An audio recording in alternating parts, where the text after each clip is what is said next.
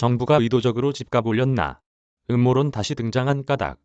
이쯤 되면 정부가 집값을 의도적으로 올린 것 아닌가요? 음모론이 국민은 물론 전문가들 사이에서도 활개치고 있다. 그동안 집값을 떼래 들쑤신 부동산 정책에 대한 반감이 음모론으로 진화한 것이다. 문재인 정부가 정책을 낼 때마다 떼래 집값이 뛰면서 등장한 부동산 음모론은 최근 들어 다시 싹트고 있다. 이런 주장이 퍼진 것은 눈덩이처럼 커진 정부 부채와 관계가 깊다. 2017년 36%이던 한국의 국가채무 비율은 내년에는 50%대를 돌파할 전망이다. 국제통화기금에 따르면 2026년 한국의 국내 총생산 대비 국가채무 비율은 66.7%를 기록해 올해 말보다 15%포인트 오를 것으로 관측했다.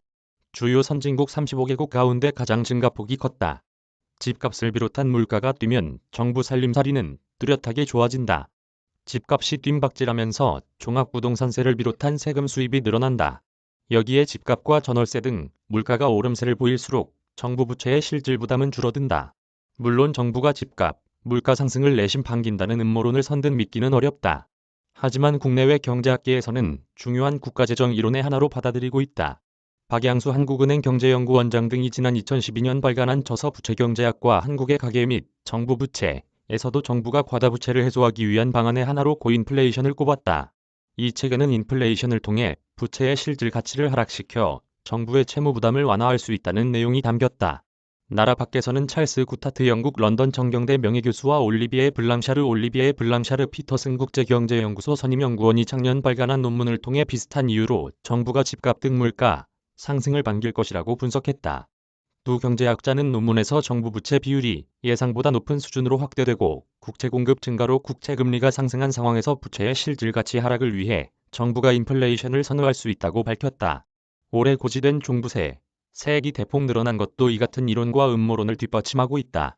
2021년 종부세 납부액은 5조 7천억 원으로 지난해와 비교해 3배 이상 급증했다. 부동산 전문가들은 집주인들이 종부세 부담을 전월세에 전가할 가능성이 높다고 보고 있다.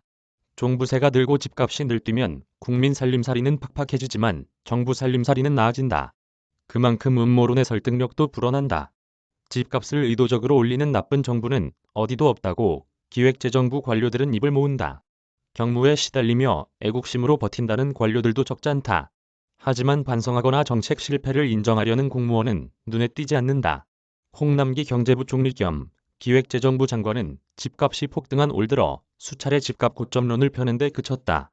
지난달 30일 국제신용평가사 스탠다드앤푸어스 연례협의당과 만난 자리에서는 집값이 안정세에 접어들었다고 평가했다.